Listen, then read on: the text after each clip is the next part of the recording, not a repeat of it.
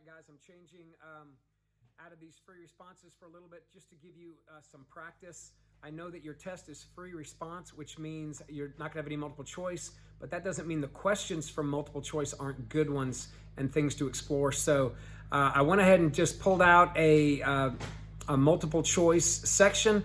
I got rid of most of the area and volume. I accidentally left one on there, but this video is massively long. So if you're reading this and you haven't checked your answers yet, please go back and check your answers with my written solutions that I've posted, and then just go to the video for the problems you missed, or for the problems you guessed on, because if you guessed on them, you really don't know how to do them, and you're not gonna be right because there's no guessing on this test if it's not multiple choice. So, but just go to the ones that you need to learn about. They're all pretty good questions on there, and I've given you a couple little hints about some things too you might want to pay attention to as you move along. All right, good luck. All right, guys, we've been doing a lot of free response stuff. I thought I'd jump back and do some multiple choice.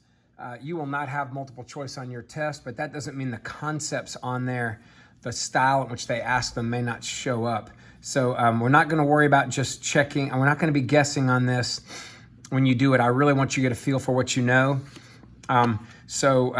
If you could, just do the problems you know how to do. If you have a good answer, if you were able to come up with a good answer, have that laid out. I tell you what, if you want to guess, go ahead and guess. It'll give you some feedback. But anyway, let's take a look at these. I've renumbered some of these because the test had some area and volume stuff on there that you won't be tested on. So let's just take a look and go through this. So, and focus on process and focus on making sure you're showing your work. Okay, I'm gonna open this up a little bit to zoom in just a tiny bit on it. So first one, we're integrating -1 to 3, and we don't have a picture to add up the, to accumulate area, or we're not doing a Riemann. We're actually integrating, and this is just a power rule. So because I'm joined by a minus, I can integrate that part and integrate that part. We're not doing U substitutions on something this simple. So to integrate an x squared, I get an x cubed over 3, bring over the minus. To integrate a negative 2x, there's the negative. 2x would be x squared over 2. The 2's would cancel. That leaves me just an x squared. And remember, when you're showing work on an integral, you put that in parentheses, you draw a vertical line, and then you write the -1 and the 3. You must do this. If you don't, you're losing a point. Okay? Make sure you write that because AP is looking for that. Now, then you're going to plug the 3 in, and I get 27/3. And the more you show your work, the better, -9. And then I'm going to subtract what I get when I plug a -1 in. That's the fundamental theorem. -1 cubed is -1. And then -1 squared is +1, but then there's a negative right there, which makes it a -1. And at this point, I'm just cleaning all this up. So if I distribute that negative, it might be easier. Check it out. 27/3 -9 plus 1/3 plus 1. And the 27/3 and the 1/3, actually the 27/3 is 9, and 9 minus 9 is 0. So all of that ends up canceling, and a third plus 1/3 ends up giving me 4/3. Okay, so these actually cancel. So there's my 4/3, but again, this is gonna be where you just enter your answers, obviously, into multiple choice. So B is what you're looking for, but make sure you focus on that step and showing that work before you get your answer, because AP will give you a point for showing your work like this, even if you miss your answer. Okay? Okay, number two, you have a derivative, you have a function of e to the 2x times this. Well, that's a function of there's a function times another function. So to take a derivative at 2, I'm gonna need to find the derivative at x using my product rule and then plug a 2 in. So we know the product rule as first times the derivative of the second, which is 3x squared plus nothing, plus second times the derivative of the first. And we know the derivative of an exponential function of e, and you won't have any like base 3 or base 5, you won't have that, is just copy it down, and that takes care of the e, and then the derivative of the 2x is 2, and that's basically just the chain rule. So there's your derivative function. Now to find the derivative at 2, I'm just plugging a 2 in. So e to the 2 times 2 is e to the 4th.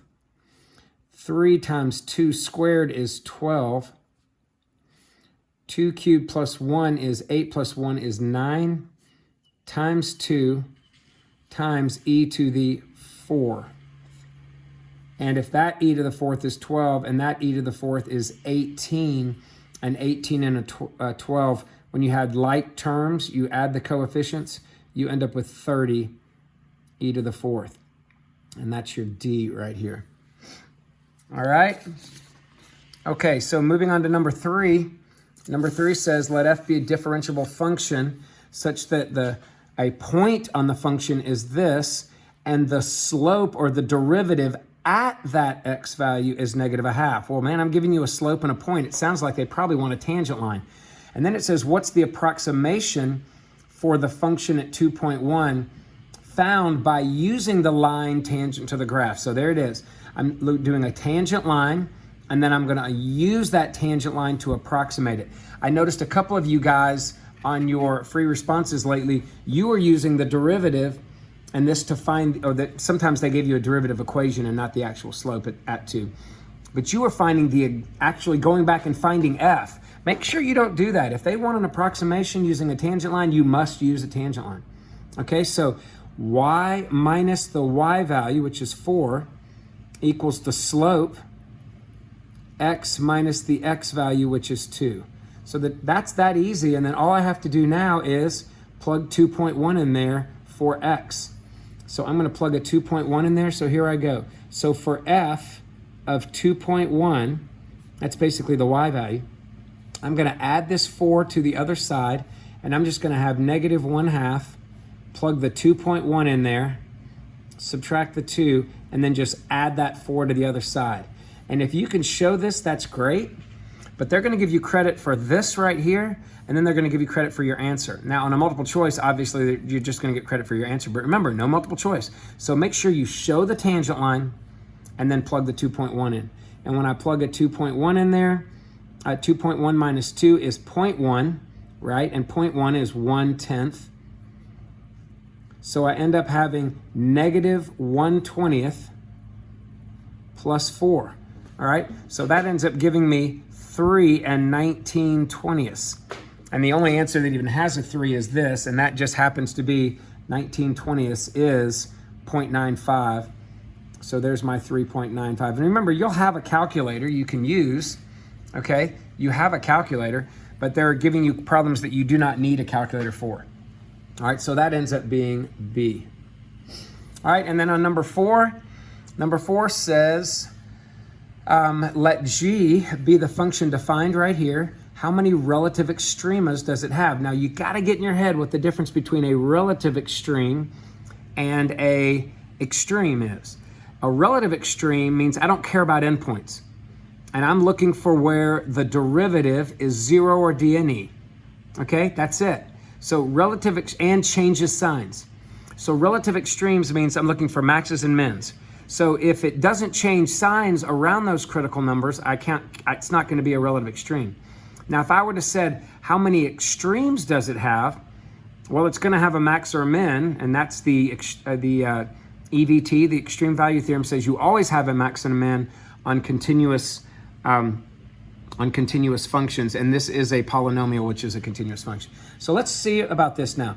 So relative extremes, I want to know where the derivative of G, which is 4x cubed plus 12x squared, equals 0 or d and e. Now, AP is going to give you a credit for taking the derivative. Guys, you have to label it. Don't just write this down equals 0. And don't just write this down and factor it. You have to make the connection that the derivative equals 0. That's where you get your first point. And then you're going to solve this equation by factoring. I can factor a 4 and an x squared out. And that leaves me an x plus a 3. Bring down the 0. And then when you solve, you get x equals 0 and x equals -3. Now, you're allowed to use a number line analysis, but you can't just use a number line analysis. So I'm going to mark the -3, and I'm going to mark the 0 here, and I'm going to check the derivative on either side, like at -2, at -1, and at 1. And I'm going to see that I'm checking the derivative. I'm checking these values in my derivative function, and you can use this one or this one. And I'm trying to figure out what the slopes are there, which is the derivative, so I can tell if the function's increasing and decreasing. Because remember, if it goes increase, decrease, or decrease, increase, then there's either a relative min or relative max. So when I plug sorry, I don't know why I would check -2, because that is not to the left of -4. How about to the -3? How about -4? So I'm going to plug -4 either in here or here. I kind of like it in here. So I plug it in there, I get a positive number times 4, which is positive. I plug in -4, I get a negative. A positive times a negative is a negative. So that means that the derivative at -4 is negative. It's decreased. So the function g is decreasing right here. Okay? I check the derivative to find out about the function. Then when I check the derivative in between there and there, like at a -1, I get a positive times a positive, which is increasing. So I know g is decreasing here, and it's increasing here. This is g. And then when I check the derivative at 1, I get a positive times a positive, which is increasing again. Okay, so g is decreasing and increasing. That would make that a relative min. That's a relative extrema at 3. So there's one of them.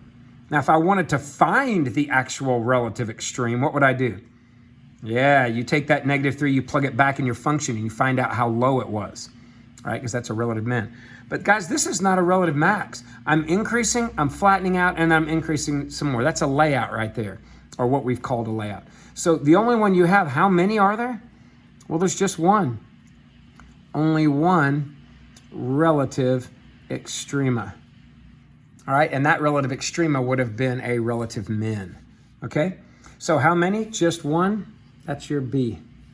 All right, so and then again, remember, if it does say determine, like if it had said something like what is the relative min, you go, oh, well, the relative min would be whatever g of -3 is, like 81, whatever 4 times -27 is, 81 minus 108, something like -17.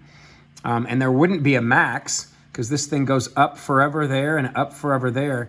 And this thing kind of goes up, flattens up some more. So this graph, actually, the relative extreme actually is the min, not just the relative min. It's both in this case. All right.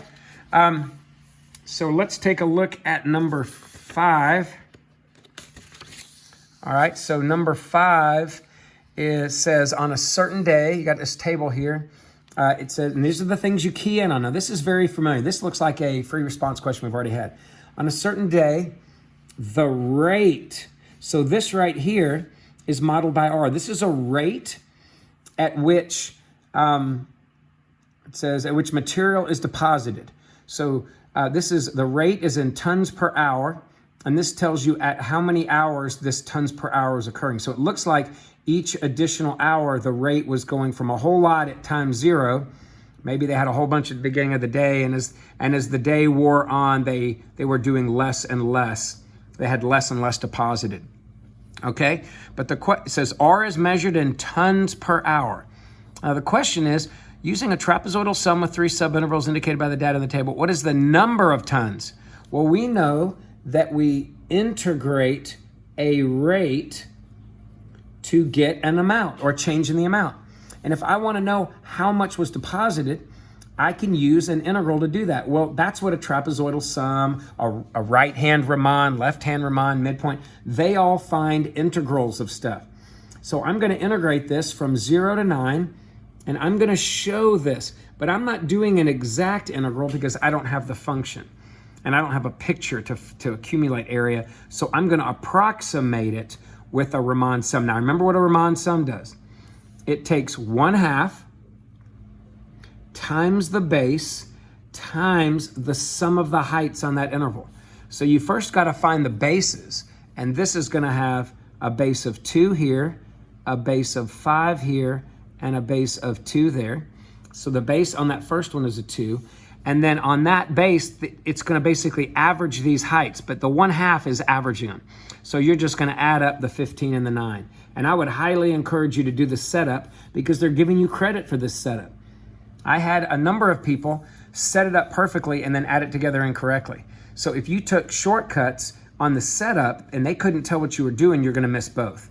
But if you write the setup correctly, even if you add that incorrectly, you'll still get credit for the setup. So, and then you're going to add it to the next 1/2 base is 5 this time. Sum of those heights is 9 and 5. And then lastly, 1/2 last base is 2, right?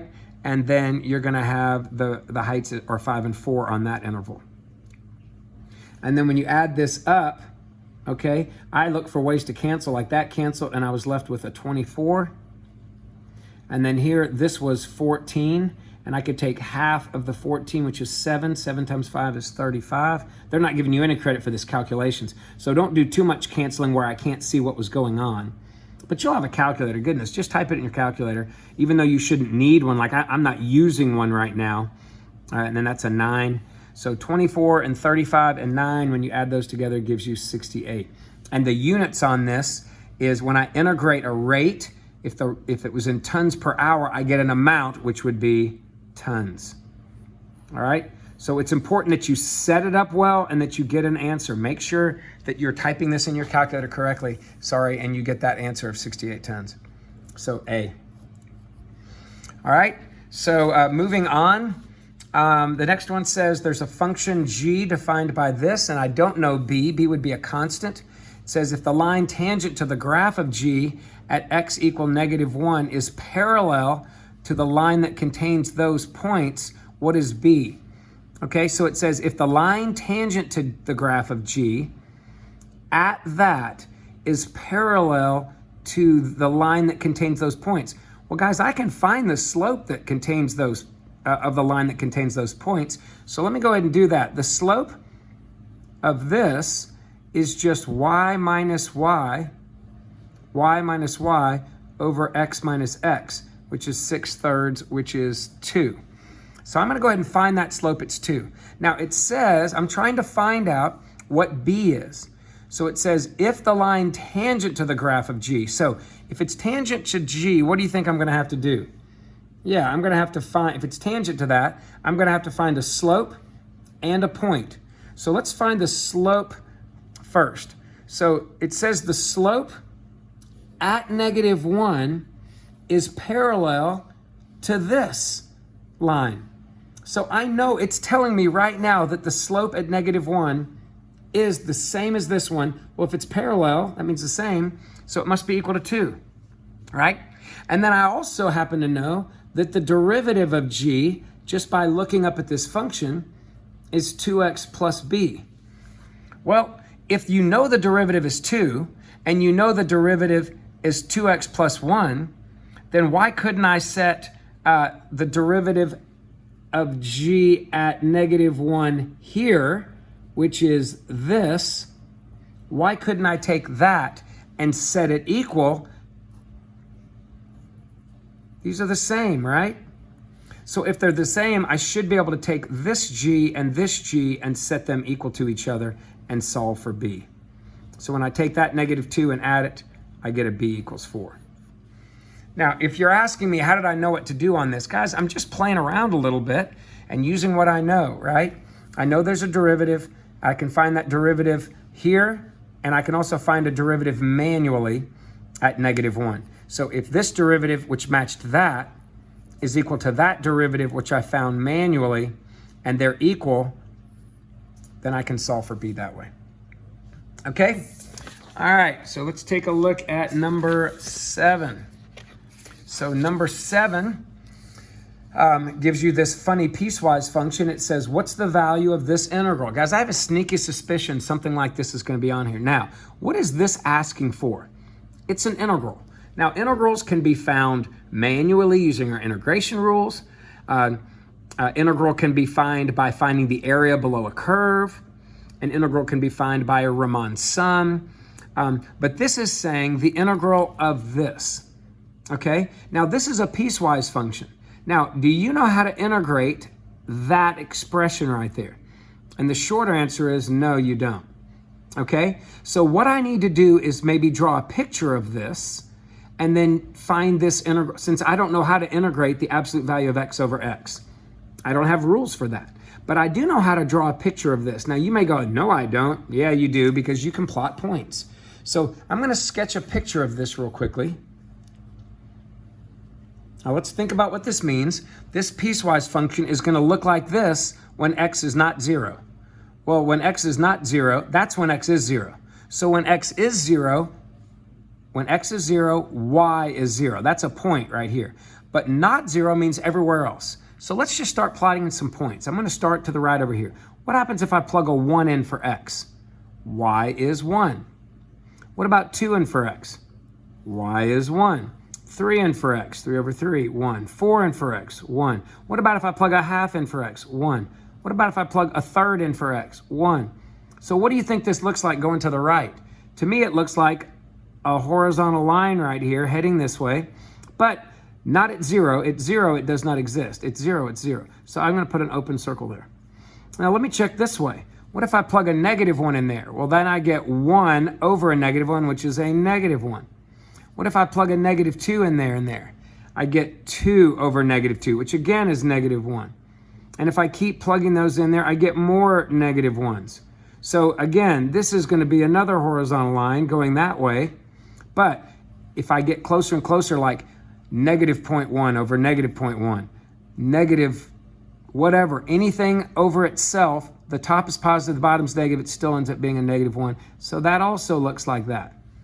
So if I want the integral from negative 5, which is right here, all the way to positive 3, forget this right here, we'll call that 1, 2, 3, okay? The integral means the area right here. So if I'm going from negative 5 to 3, what's the area? Well, this is base times height, but it's below the x-axis. And remember, when I head to the right, like that, when I head to the right, if it's below the x-axis, it's a negative value. And if it's above the x-axis, it's a positive value.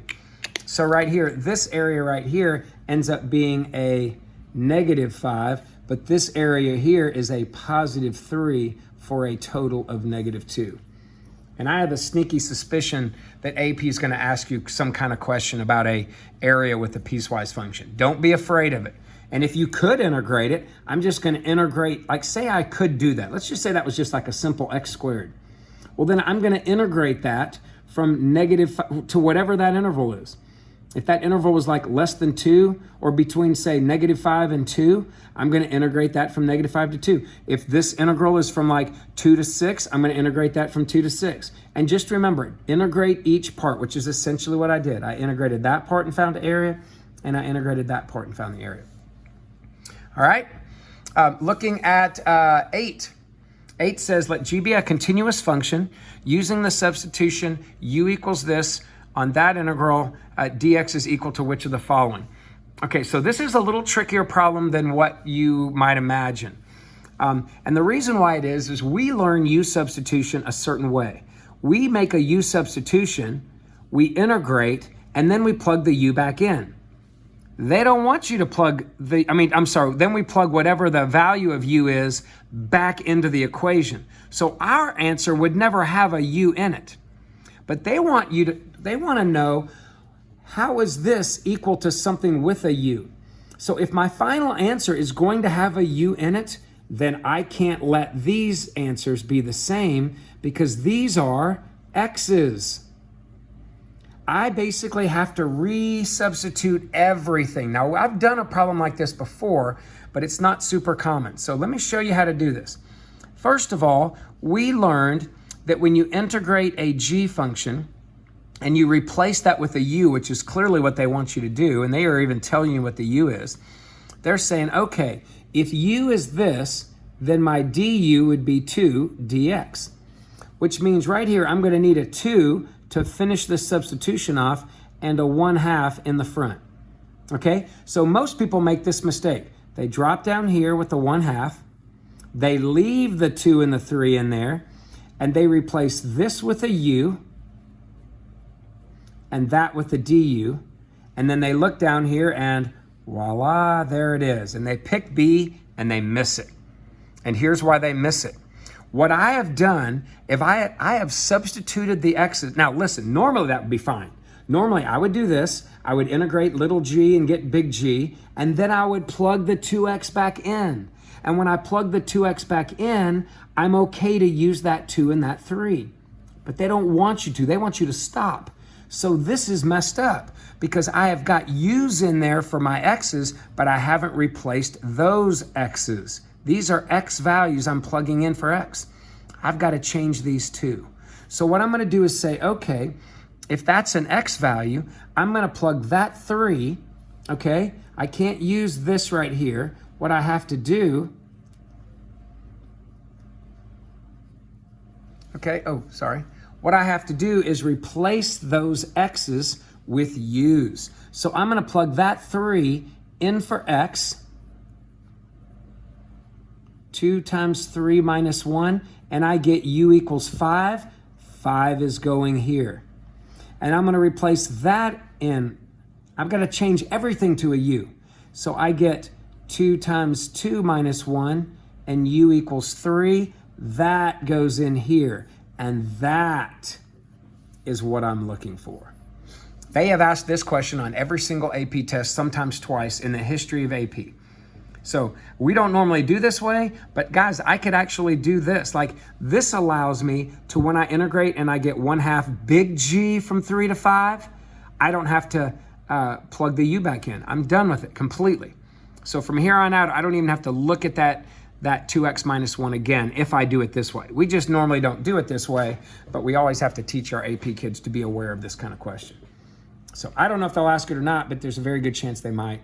So that was D. And almost everybody misses that first or second time. Okay, all right, look at number 9. Number 9, we've got this big semicircle. You know what? This is actually not supposed to be on here. I'm gonna go ahead and do it real quickly, but this is an area problem. I didn't think to omit it. Anyway, this says right here, what is the value of the integral from 2 to 12 of f? Well, here's 2, and there's 12, and they want what is the integral? And we know the integral means the area between the function and the x-axis. So we're looking for this area right here. Now, most of you are like, well, that's not a big deal right here because I can find the area of all this right here. But what people go wrong is people find that area of that semicircle and they write that as their answer. But the reality of it is I don't want that. I want the area here. So what I really need to do to find area, and they might, listen, they might do something like this. I want to find the area, total area is the area of the rectangle minus the area of the semicircle. Does that make sense?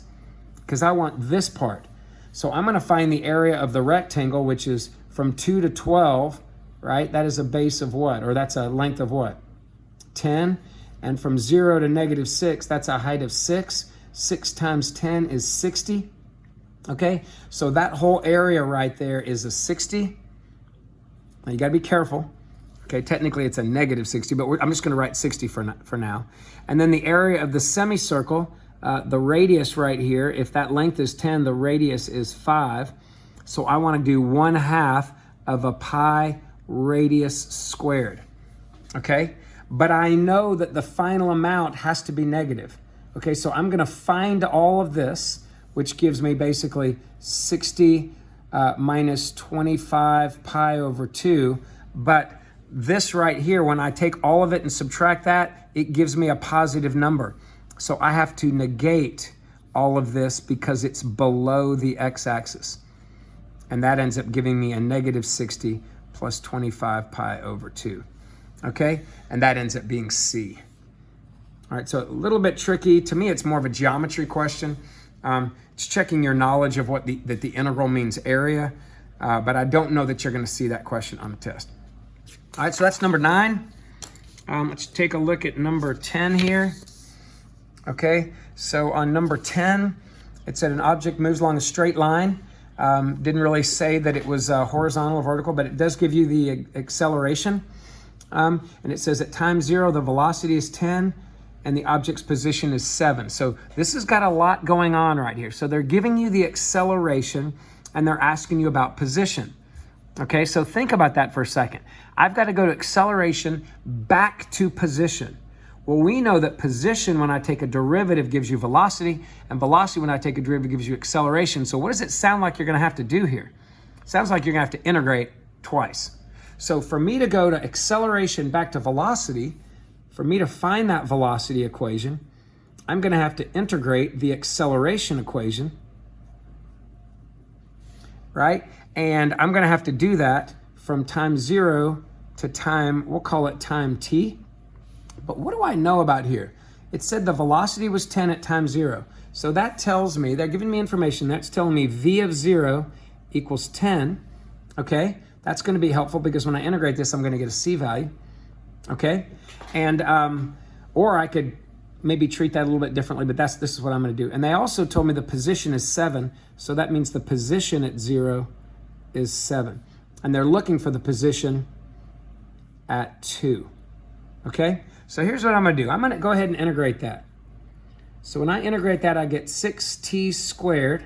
And by the way, it's probably better to use, if I'm going to have a t there, to change these variables and to make them x's.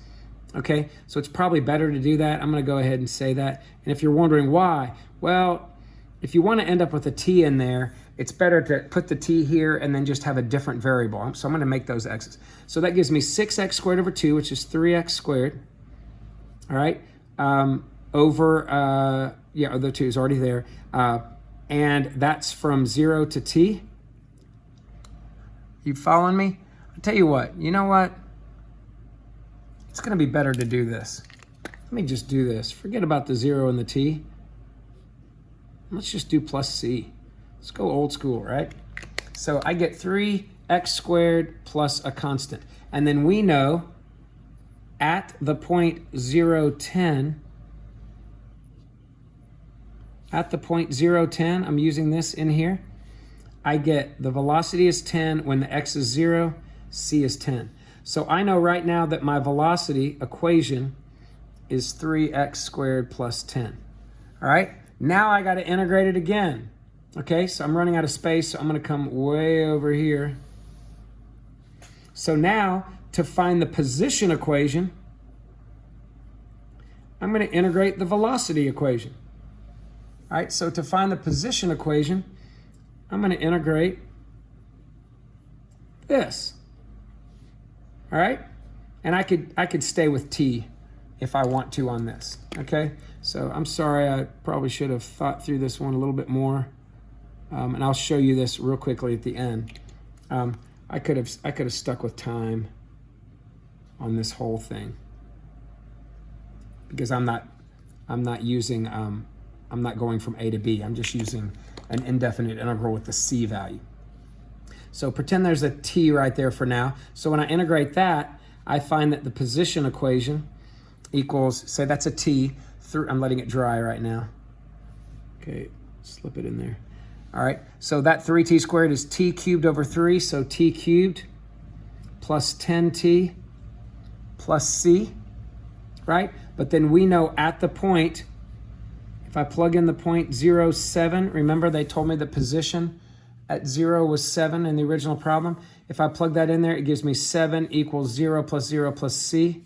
So what does that tell me? That tells me that my position function is t cubed plus 10t plus 7. Okay? So now that I have the position function, it said, what's the position at 2? Well, I'm just coming in here and plugging a 2 in. So 2 cubed plus 10 times 2 plus 7 is 20 plus 8 plus 7 is what, 35? Okay? So my position ends up being 35. Not a super common question.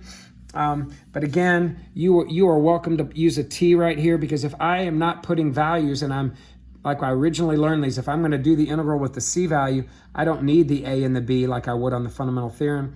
I'm just using that c value all the way.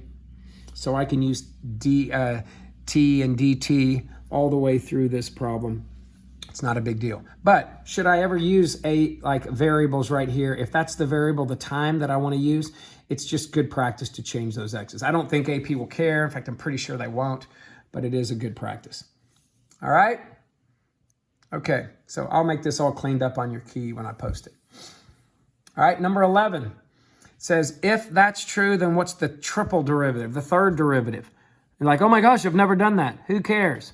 Just do what you're told, right? I mean, don't let it bother you, just do it. So let's try it. The first derivative is the derivative of this. So the derivative of a cosine is a negative sine of x times the derivative of x, which is 1. And I'm going to carry the negative over. And the derivative of a natural log of blah is basically copy the blah to the bottom and then take the derivative of the blah on the top.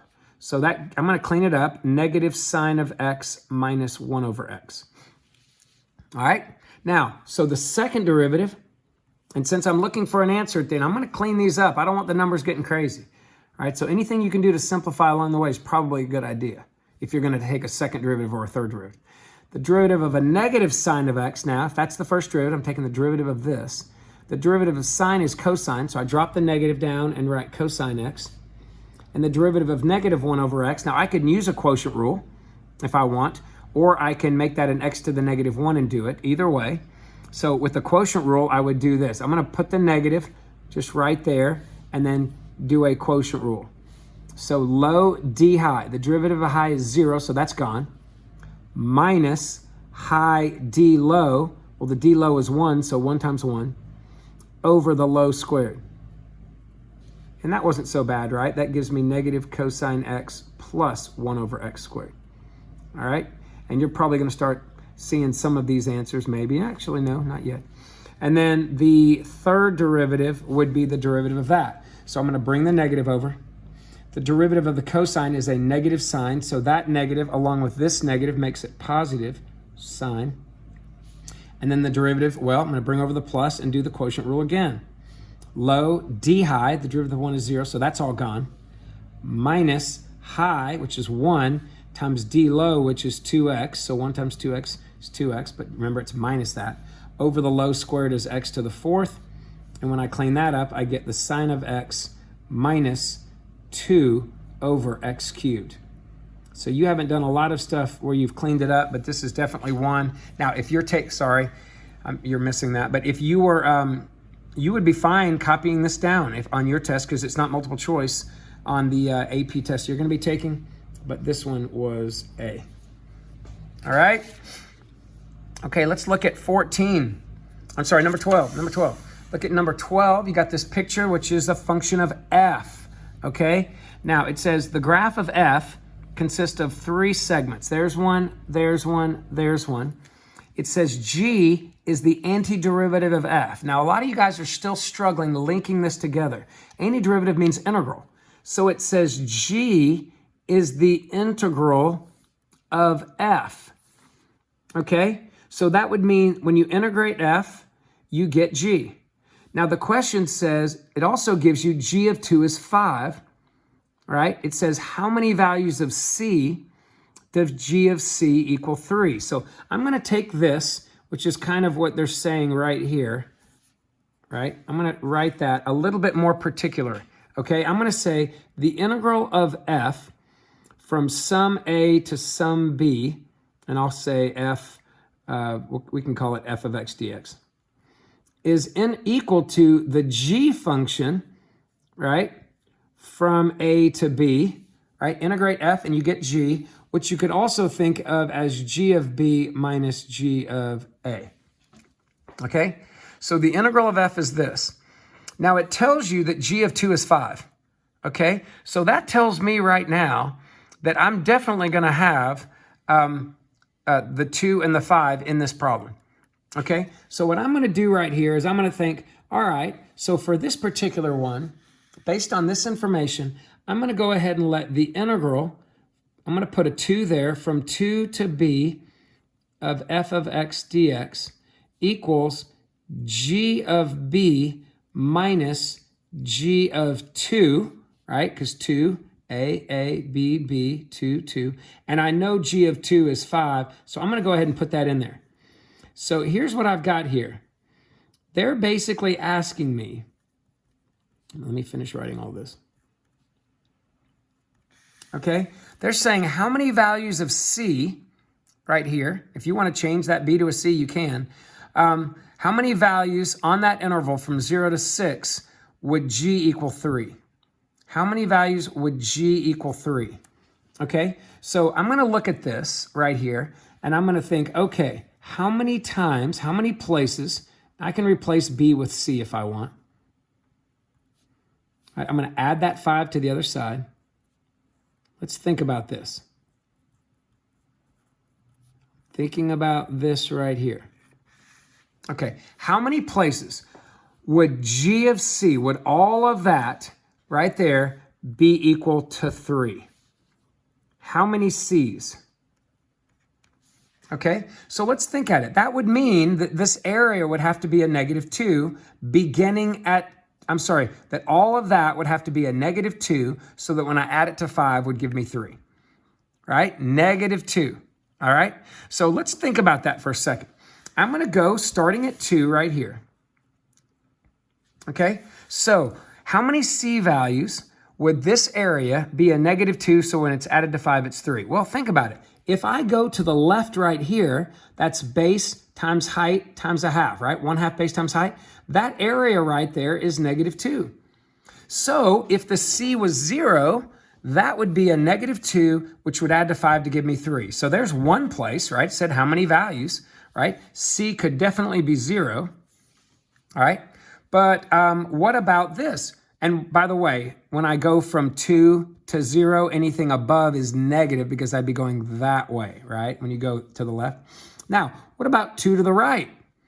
2 to the right, if I go over 2, so basically at 4, if C is 4, that is another -2 because 1/2 base times height's a -2. So all of that to right there also ends up being a -2.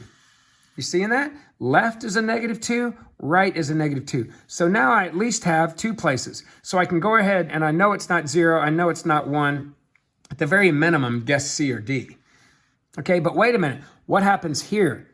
Here, that subtracts another -1 because that's 1 base times height times a half, right? So that's another -1.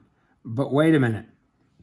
This adds back somewhere in here. I don't know exactly where, but isn't there somewhere in this space right here? Because this area right here is 2, +2. Isn't there somewhere in here, right there, where that's a +1?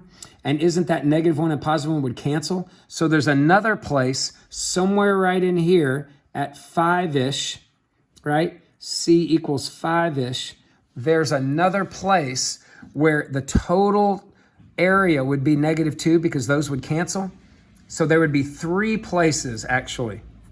3 places where this area would end up being, where the G value, again, and the G value is the integral, which is the area, where the G value would be 3. All right? Anyway, so whatever, that's the way I thought about this one. I thought that was a little tricky, a lot going on. But guys, that's testing your knowledge of the fundamental theorem. You make that connection. You write out what the fundamental theorem means. You plug in values that you know, and you use 2 in your fundamental theorem for A and A, or you could use it for B and B. Use that in there and begin your problem at 2. When you accumulate area, begin it from 2 based on what they gave you. There's nothing special about 2 except that that's what they gave you. Okay? All right, let's look at 13. So 13 said, let f be the function defined above. Sorry, I'm having trouble grabbing this. So they gave you this piecewise function, and they said, all right, if f is defined above, okay, c is constant, so that's a constant right there, and f is continuous at x equal 1, what's the value of c? Well, if it's continuous, what do the steps of continuity mean? Continuity means that there's a value at 1. Clearly there is, because that says equal, and if I plug a 1 in there, ln of 1 is 0, 0 times 2 is 0, 0 plus 9 is 9. So I know that the value of 1 is 9, right? So it does exist. So really all I'm checking here now, if it exists, I got to make sure that the limit exists and that the limit matches that value, okay? Because it said it was continuous, and those are the points of continuity, right? The value exists, the limit exists, which means it exists from the left and the right, and they're the same, and they match. Well, let's check the limit from the left. The limit from the left, I'd plug a 1 in there, and I'd get 6 plus c. And the limit from the right, I plug a 1 in there, and I get 9, same as the value. So I'm checking all of it in one big fell swoop, and I end up getting c equals 3 right there. Because remember, when you plug a 1 in there, ln of 1, remember, ln of 1 is 0. And remember, ln of 0 doesn't exist. But you got a calculator to check that. Don't miss this stuff. Okay? So the c value must have been 3. All right, 14, it says, which of the following could be a slope field for that differential equation? Guys, just be careful about stuff like this. Just make sure that you're going through there and you're checking enough points to eliminate everything, and check carefully. So, all right, let's just see. How about on part A? I could check anything, but let me just check. How about the point? This is 2, so that's 1. How about the point 1, 1? What does that slope look like? Maybe a slope of 2?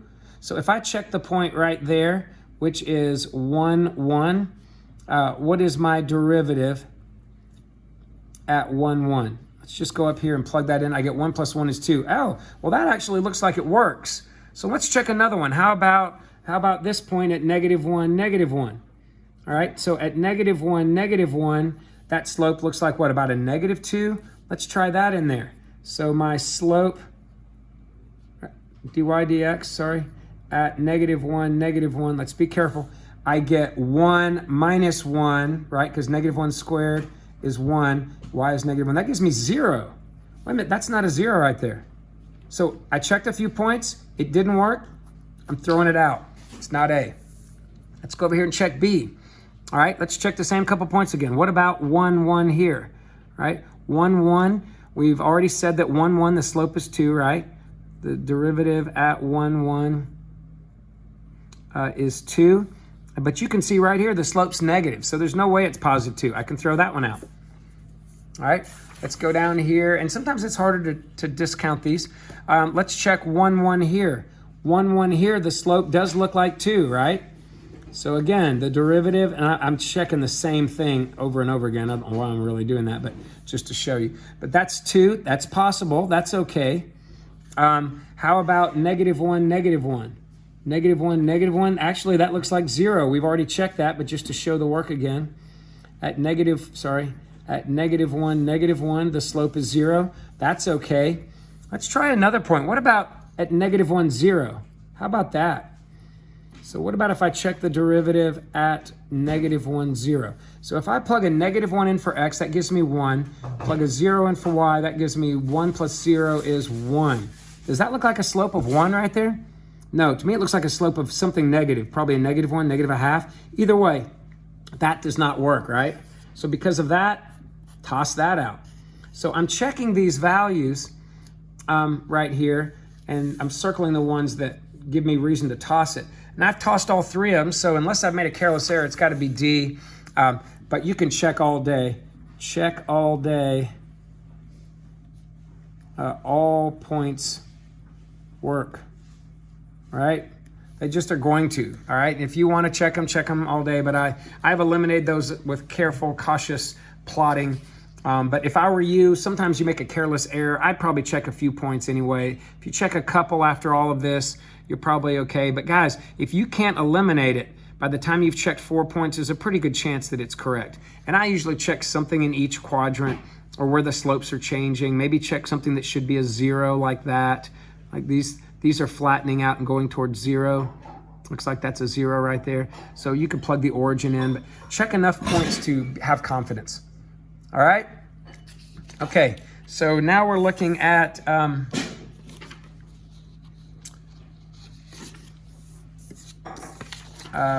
what? Number 15?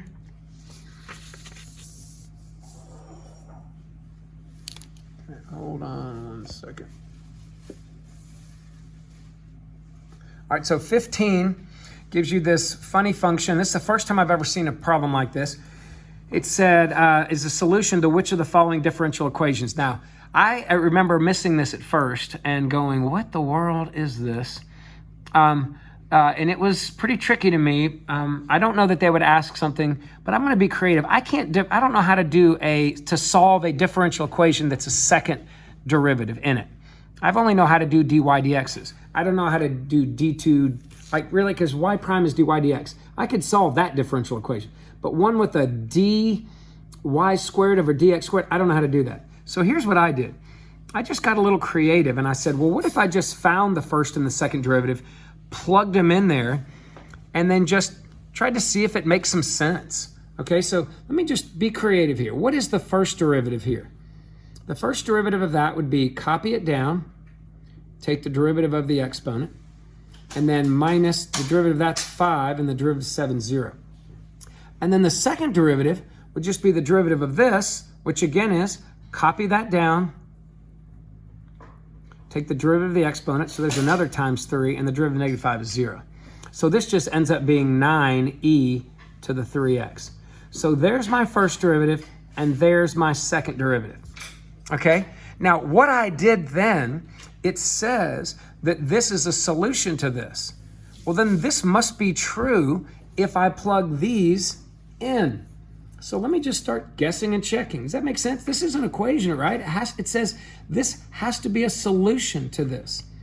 So I'm going to plug this in for y prime and this in for y double prime. So here I go. 9e to the 3x, that goes there, minus 3 times y prime, 3e to the 3x minus 5, minus 15 equals 0. Is this true? Well, let's check it. This gives me 9e to the 3x minus 9e to the 3x plus 15 when I distribute, right? Minus 15. Is that 0? Yeah, it is. Well, just to kind of get an idea, let's check B, if this actually is making any sense. Let's check B.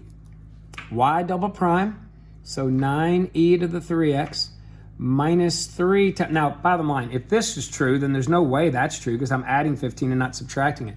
But just to show you the math,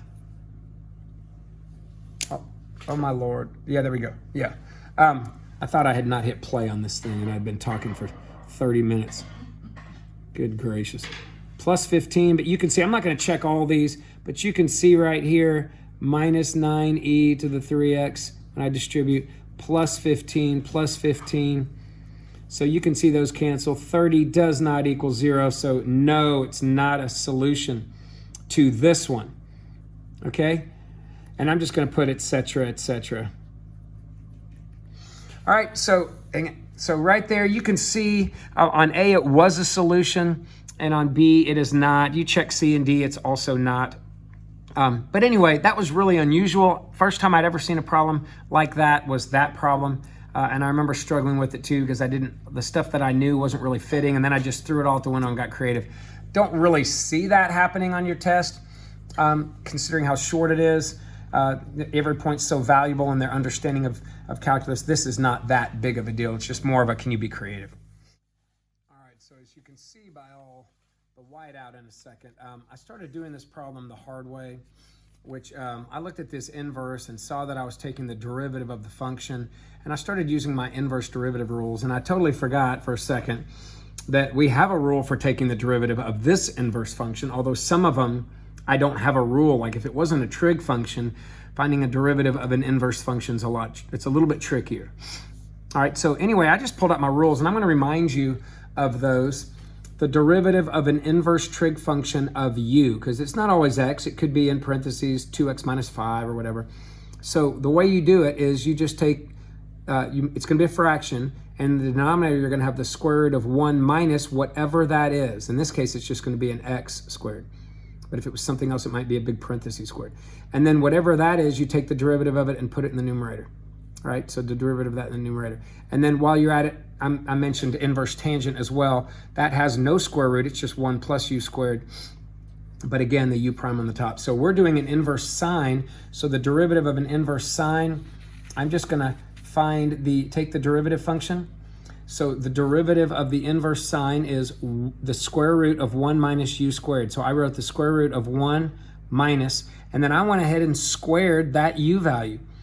Because I could have written x squared and then plugged that in. I just took that and squared it and got 3/4 and plugged that in. And then the derivative of the x is just 1, so I put a 1 there. And then all I got to do is simplify this. So 1 minus 3/4 is 4/4 minus 3/4 is 1/4. I know it's kind of hard to see that, but you'll be able to see it on the key when there's not so much glare on it. Okay, I don't know if I can cut the glare that way, but anyway, this says 1/4 right here under the radical. Okay, and then the square root of a fourth is a half, and 1 divided by a half is 2. So hopefully that's not that big of a deal in finding this. Make sure you have those two written out to the side. You don't have to memorize them this year. Okay, but you do have to have those ready to use should I ask you to take a derivative of an inverse trig function. By the way, I have all those derivative rules you might be sketchy with, as well as the integral rules you might be sketchy with. Okay, so let's look at 17. I've taught you 2 ways to do these. A lot of people on these, they make them really hard. They make it really hard on themselves because they try to figure out how to use the definition of a derivative.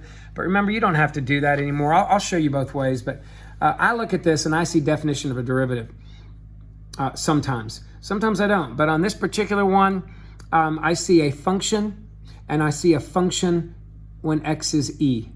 And then I see an x, and I see an e.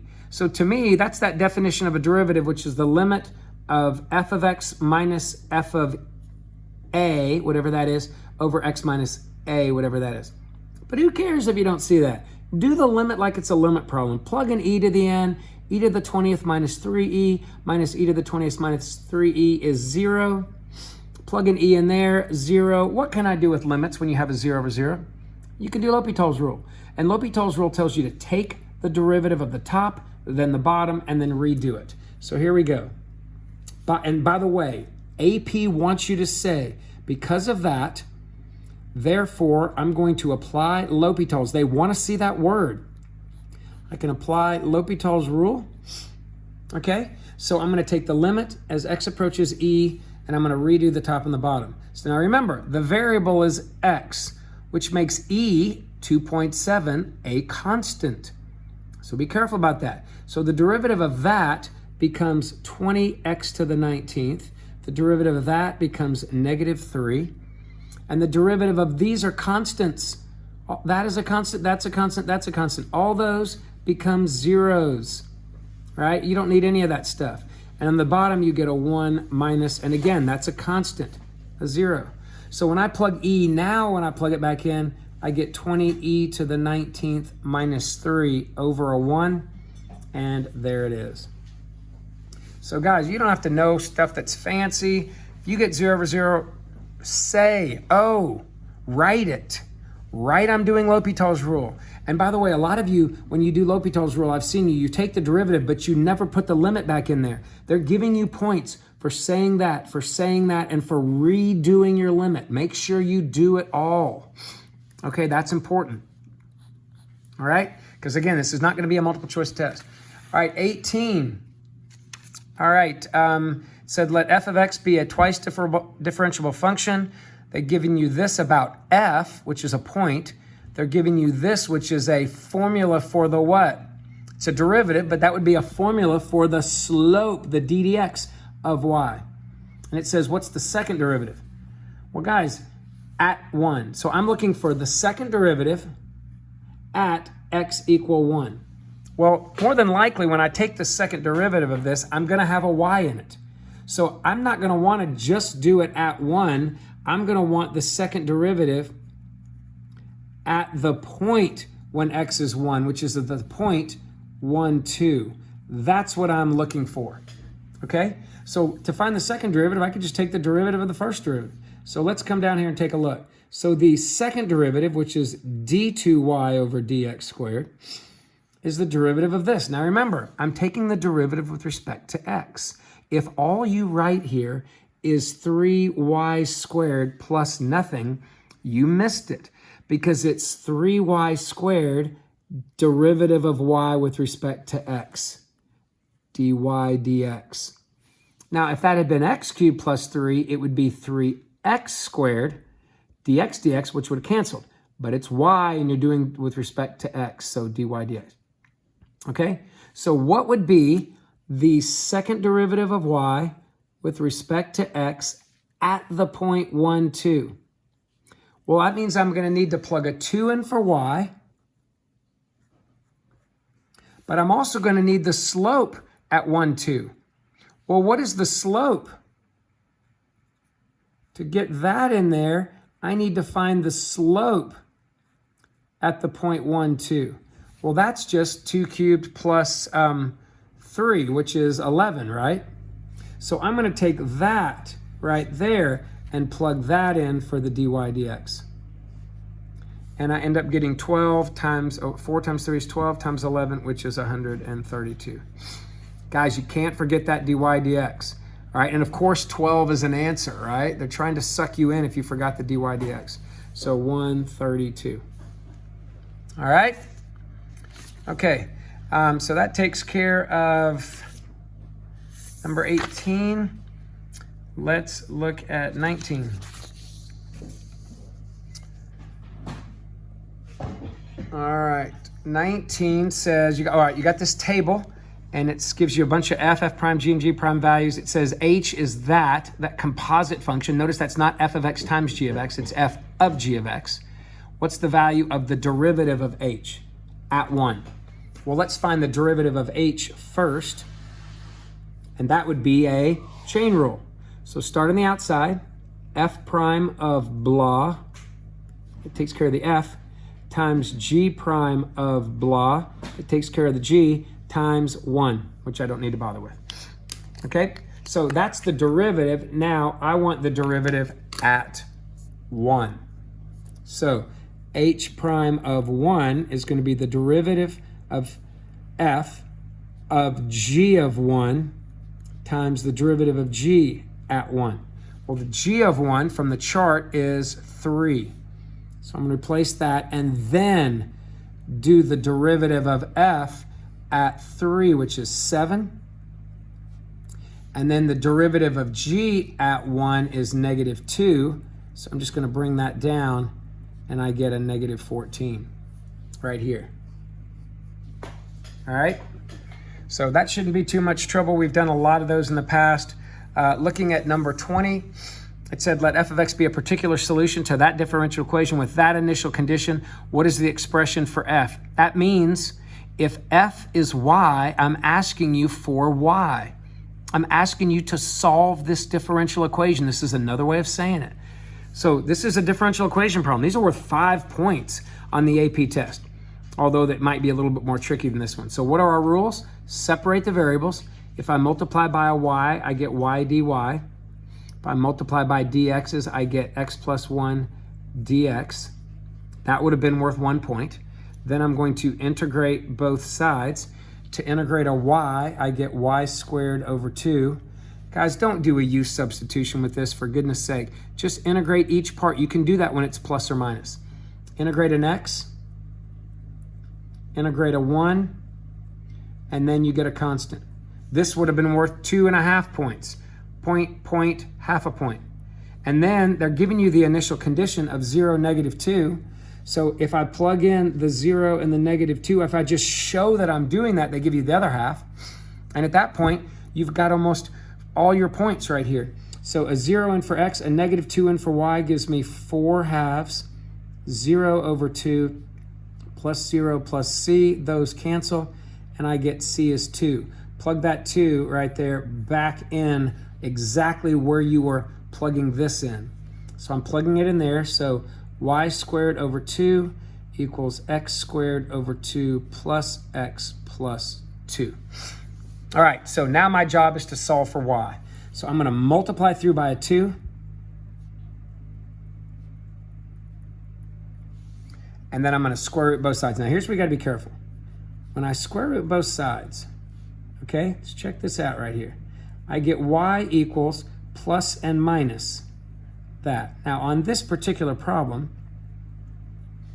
you have a choice to make, don't you? C and D are plus or minus. If you leave it like this, you're going to lose the last point on this test, but at least you'll get 4, but don't lose the last point. They just want you to go back and double check what the plus or the minus is true for this, or is just one of the signs true for this. Well, look, if I plug a negative 2 in for y and a 0 in for x, are they both true? Only the negative makes sense. So y would only be the negative square root of x squared plus 2x plus 4. All right, so therefore only c would work on something like this. So don't miss that last one because you didn't check it. And you're going to probably have to check anytime you have a situation where you get plus or minus. And that happens a lot, guys, because a lot of times you have absolute values, things like that. And that's technically what's happening here. When you square root of y squared, you get an absolute value. So anytime you have that, they're not saying it's both, right? It's you have to check. And if you forgot it completely, the plus or minus when you square root of both sides, well, you would have missed this. But you would have still gotten probably 4 or 5 or 3 out of 4 or whatever it was worth if you had shown all your steps. Steps are important. All right, so that is number 20. Let's check out 21. All right, so we're getting close.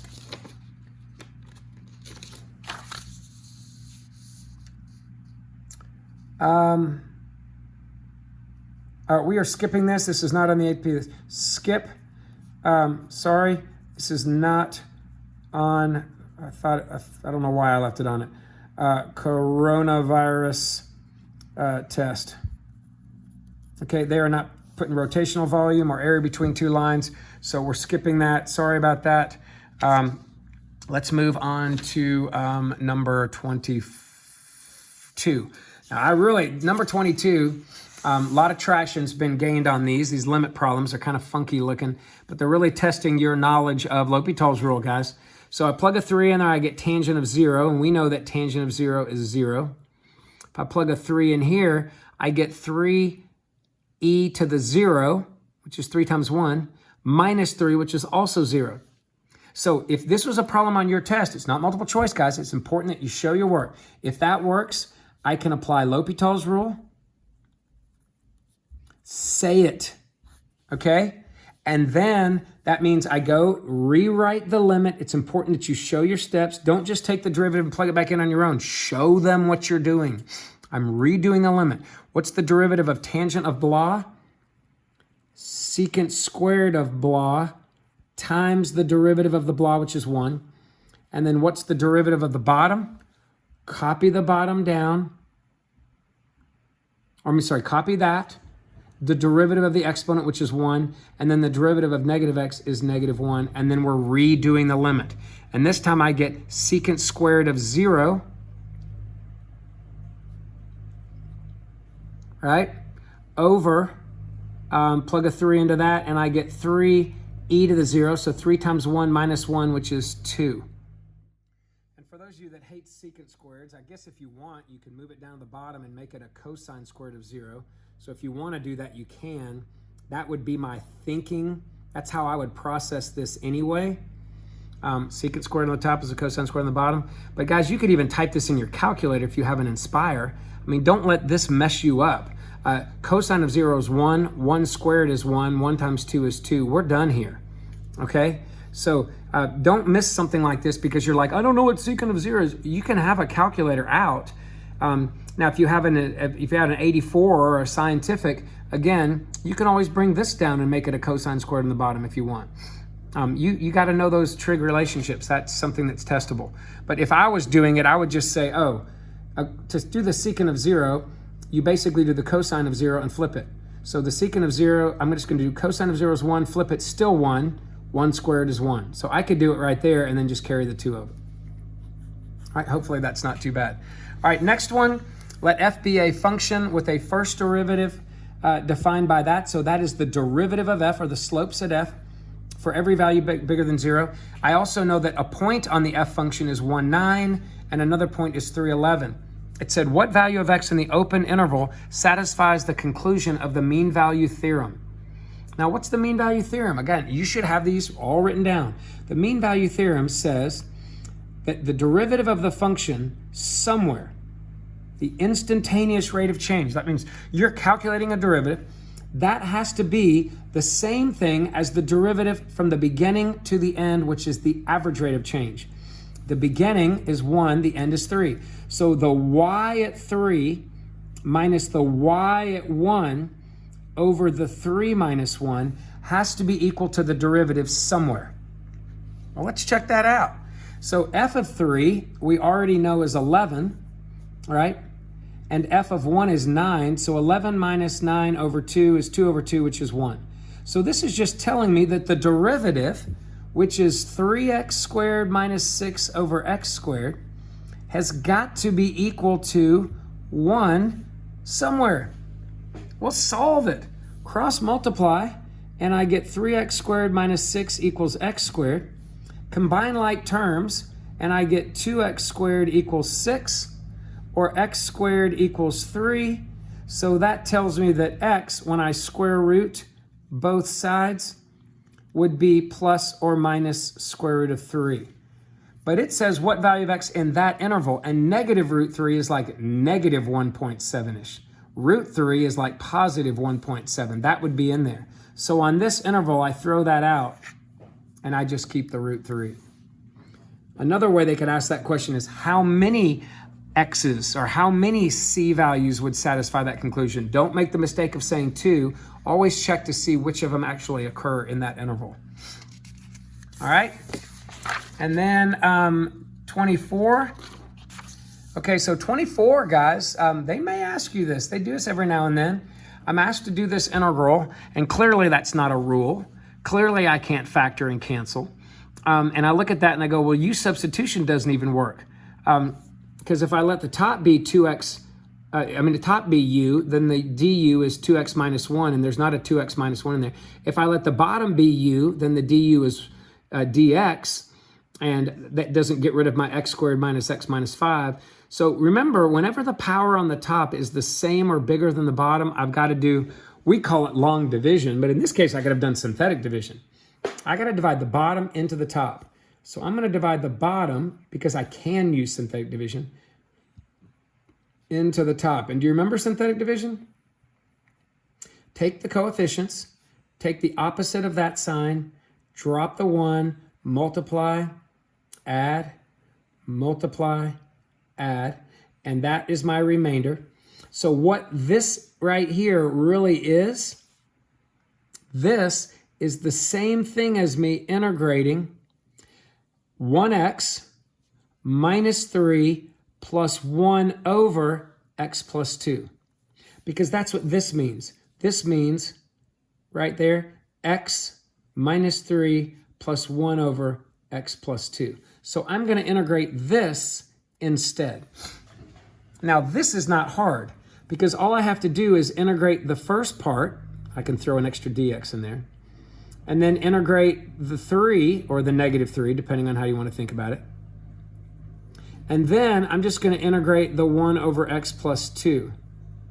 And I'm going to do all of those from 1 to 2. All right, now, they're probably not going to ask you to do all this. They might say set up what you would do, the integral, and that would be it right here. Because remember, I could have typed this in my calculator. The problem with typing it in my calculator, though, is I'm going to get a decimal answer, not one of these. But I guess I could go and type all these in my calculator to see. But again, you're not going to have multiple choice. So they're going to want to see you actually do this work. So what's the integral of x? Well, that's x squared over 2. Draw the line from 1 to 2. What's the integral of 3? I'm going to carry down the negative. 3x, draw the line from 1 to 2. And what's the integral of this? Well, with a pretty simple u substitution, right, there's my, I'm going to make that my du, that my u, and I get the integral of 1 over u du, which is natural log absolute value of u, right? Because that would be 1 over u when I make that substitution. So I'm going to plug the u back in, and remember, from 1 to 2. Now let's do the math on this. Plug a 2 in there, I get 4 over 2, which is 2. All right, so here's my first part, all right? And then when I plug a 1 in there, I get 1/2, and I subtract. All right, then I'm going to drop this negative down, all right, and I'm just going to plug that into the, now you could treat that as a positive negative 3x. I'm putting a negative there. Plug the 2 in, 6, plug a 1 in, 3, and then I'm going to drop that plus down. Plug a 2 in, ln 4, and I don't need absolute value because the absolute value of 4 is 4. Plug a 1 in, and I get ln 3. Okay? And you're going to end up getting 2 minus 1/2, which is, 3/2? That's a 3, so minus a 3. And then here's where you got to be tricky. You are welcome to leave it like this on this test, but isn't that the same thing as the natural log? To subtract logs, you combine it into one log by dividing. That's why their answers had 4/3 in them right here. So you end up getting negative 1.5 minus 3 is negative 1.5 plus ln of 4/3. But again, you don't have to do that kind of simplifying on this test. Leave it like this on yours if that should happen to you. But this answer ended up being A. All right, and then I really liked this question right here. This kind of did some related rates. So let's take a look at this right now. It says the area, it says you got a hemispherical water tank as a radius of 6 meters. That's a big tank here. Maybe it's just a giant pool or whatever. 6 meters, good skateboarding, I guess, pool. It's losing water, so it's got a crack or a leak or somewhere. The area of the surface is this. Okay, so they're giving you that, so don't worry about, it said it's a hemisphere, it's not a circular one, so that's the formula for the area of the surface right there. So right here, all just this, we're not dealing with volume right now, we're just looking how that surface is changing as the water leaks out. All right, H is the depth from the tip to the very bottom, okay? And it says when H is 3, so when H is 3, the depth of the water, that would be H, is decreasing at a rate, so the dH dt, decreasing means negative, is 1/2 meters per second, and you can, meters per minute. You can write meters per minute if you want there, but this is what's really important. And it says, at that very instant, what is the rate at which the area of the surface is decreasing? They used A for area of the surface. So I want to know what is the rate at which the area is decreasing. Now you'll notice that none of these values are negative. So the decreasing is kind of taking care of the negative. If it had said, what is the rate at which it was changing, I would make sure that I wrote negative. But they'd said decreasing, so we know that that's going down. There's no use to be repetitive. So if it says decreasing, you can write a positive value. If it just says changing, write a negative. So what is dA dt? Well, I'm just going to take the derivative of this. So the derivative of the area, so the derivative of A is 1 dA dt. The derivative of that is 12. The derivative of this is 12 pi, right? Because H has a 1. So 1 times the 12 pi is 12 pi. H goes away. But don't forget dH dt. And then the derivative of this is negative 2 pi h to the first. And don't forget dH dt. Guys, you got to remember the dH dt's. And then at this point, all I am doing is plugging and chugging to get my derivative of A. So what do I have here? I've got 12, I've got pi. It told me that dH dt was negative 1/2. I have 2, I have pi. It told me H was 3. And then dH dt again is a negative 1/2. So right here, I end up getting negative 6 pi. Here, the halves cancel, and I get positive 3 pi. So I end up getting negative 3 pi. So it's changing at negative 3 pi. And again, area would be what? Meters squared. Meters squared. And time would be minute. So when you're looking for units, take the units of the change there, and put them together. So negative 3, it's changing at that, which means it's decreasing at 3 pi. All right. Okay, almost there, guys. Few more left. 26. Consider a triangle in the XY plane. 2 vertices of the triangle are on the x-axis. Ooh, I need a picture. So 2 are on the x-axis at 1, 0, and 5, 0. So at 1, 0, 2, 3, 4, 5, 0. And a third vertex is on the graph of whatever the heck that looks like. Now, you'd be able to graph this. And if you graph this, you'd see this thing would cruise through somewhere in here. So you'd have an idea of where that third one is. But it says for the values of x between 1/2 and 8. So somewhere between this 1/2, 6, 7, 8, and this 8, I'm going to have a vertex somewhere in between here, another point on the curve. Okay? Now, I don't know where it is. It could be here, and it could be the triangle like this. It could be here. right? To me, it doesn't really matter because wherever it is, and I don't know, okay? Wherever it is, you could put it anywhere you want. I'm just going to put it, say, right here. Pretend. Okay? Wherever it is, it's going to form a triangle. Right?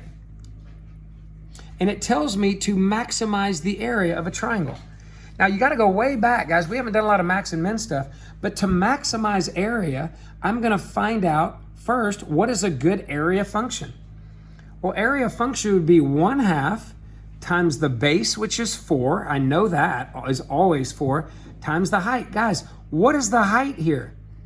The height is the y. And the y is this. This is y. So my height is just the ln of 2x minus 1/2 of x plus 5 function. Don't make this hard. Now I'm going to clean this up because that looks terrible. That cancels and gives me 2 times all of this. So I get 2 ln of 2x. 2 times that gives me minus x, and 2 times 5 gives me 10. Now tell me, where is something maximized? It's maximized where the derivative, which I can find, right? Copy the 2 down. The derivative of this is 2x on the bottom, derivative of 2x on the top. The derivative of that is a 1, and the derivative of that's nothing. It's where the derivative equals 0 or dne. So I'm just going to figure out it's equal to dne at 0, right? But 0 is not an option, right? So when x equals 0, it's the derivative doesn't exist, but it has to be in this interval. So I throw that out, but it's equal to 0. I can cancel some of this out when 2x minus 1 equals 0, or 2x equals 1, or x equals 2. So when x equals 2, right? When x equals 2, that's where it's maximized. So you got to figure out when x is 2, what is your maximum area? So the area when x is 2 is 1/2 times 4 times ln of 4 minus 1 plus 5. Well, what does that give me? 2 times all of this. So what is 2 times ln of 4 plus 4? It's 2 ln of 4 plus 8. All right, and again, they don't give you credit for simplifying a lot. So if you just plug the 2 in right here, that's fine. You don't have to clean all this junk up on your AP test. You could have left it like this if you wanted to. I'm only cleaning it up so that it matches something on our multiple choice. C. 27, 2 more to go, I think. It says the function is defined by this. If g is the inverse function, this is what I was doing earlier on that inverse sign, which I was totally unnecessary because I have a derivative of that. It says, what's the value of the derivative of g? All right, so it says g is the inverse function of f. That means g is that. Okay? It says, what is g prime? So g prime is the derivative of the inverse. Okay? So if I'm asking you, what is g prime of 2? I want what is the derivative of the inverse at 2. This is what I'm looking for. Now remember, guys, it goes back to a very simple process. If f of a gives me b, then f inverse of b gives me a, because all inverses do switch the x and the y. So if I want f inverse, if I'm going to be plugging 2 into an f inverse derivative, right? And I don't know what that would give me. That means what I need to do is figure out what would get plugged into the regular function to give me a 2. So what I'm going to do is I'm going to go back up here to the regular function and say, when would that regular function be equal to 2? When would it be equal to 2? Now, here's where they made your life a little bit easy. They already told you guys that g of 2 was 0. Okay? That means that if g, remember that g is the inverse. If the inverse at 2 gives me 0, then f of 0 gives me 2. Now, you could quickly see this right here. If x is 0, this is true, isn't it? When x is 0, the y is 2. But normally, they don't give you this point. Normally, they don't. That was a gift, okay, that kept you from having to think this way. So all I have to do this, guys, is use my derivative, of the inverse formula, which says this. The derivative of the inverse is the same thing as the derivative of the function in the denominator. But I'm not using the 2, I'm using the value that goes with that 2. So all I have to do is this, and that's pretty easy because I can just take the derivative of the function, 3 blah squared plus 4, right? And flip it, right? 1 over the derivative, and then just plug a 0 in. And I get 1/4. Now, I don't know if they're going to ask this or not. Half my class every year goes, Mr. Hurry, you're blowing my brain out. You know, if this is something that's too much for you to think about right now, then just, guys, cut your losses. Okay, just cut your losses. All right, last question, I believe. Number 28. Number 28 says, which of the following limits is equal to that? Okay, this is another question that I doubt they're going to ask you. But remember that original definition of an integral, right? That was a bunch of Riemann sums that were added together that were infinitely skinny. So basically, you think about, all right, if I was doing a Riemann sum, all right, I'm going to start with 2, right? And I'm going to add, think about this function right here, this x squared function. It doesn't really matter what kind of function it is. But basically, if you're starting at 2 on this particular, I'll tell you what, we can be really particular here. Here's the x squared graph. There's 2, we'll say there's 5. So on this first Riemann sum, I'm going to basically come over a little bit. So I'm going to start with 2, and I'm going to come over some amount, right? And then up. And I'm going to be taking all of these, except I'm going to have an infinite number of these, right? An infinite number of these little rectangles, all kinds of them, okay? So what I'm basically doing is I'm adding the base divided by the number of rectangles. Well, the base is 3, right? 5 minus 2 over the number of rectangles. Well, that's 3 over n. So I'm basically looking for some 3 over n, and I see that here and here. But I also see it here. And if you remember my formula, guys, this is the function squared. So this is the y value that I get when I plug in the x value, and this is the base. So think about each of these rectangles right here. To find that area, I need the base times the height. So the base, the 3 over n part, should show up twice.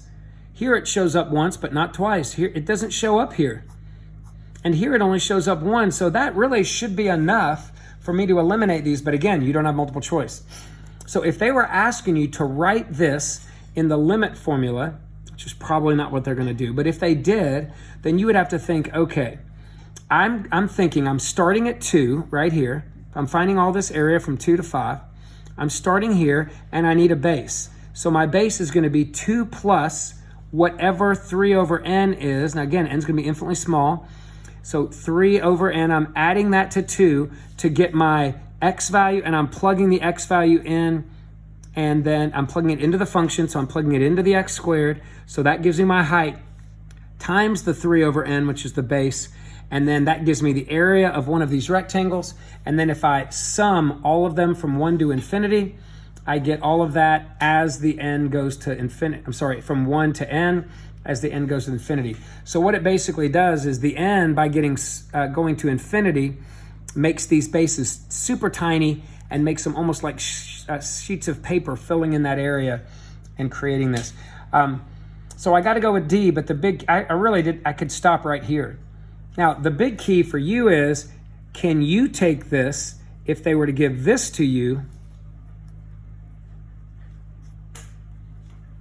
let's just say I gave you this, and can you figure out what the formula is? So what you got to do is recognize whenever you see a limit of a sigma notation or limit of a summation, go, oh, wait a minute, that's an integral formula. And the key here is the 3's.